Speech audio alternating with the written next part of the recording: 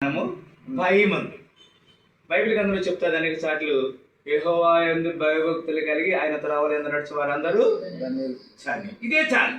There is one principle. యెహోవా యందు భయభక్తులు కలిగి ఉండాలి.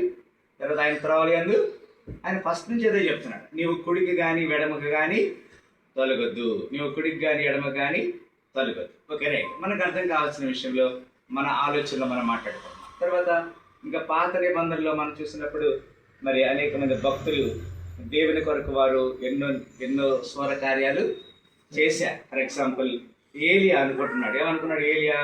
నేను ఒక్కడినే పౌరుషంగా నీ కొరకు బ్రతుకుతున్నాను అని అంటే అక్కడ దేవుడు చెప్తున్నాడు, బయలుకి మోకాళ్ళలోనని ఇంకా అనేక మంది ప్రవక్తలు నా కొరకు ఉన్నారు అంటే ఇక్కడ దీన్ని మనం ఎక్కడ అర్థం చేసుకోవాలి?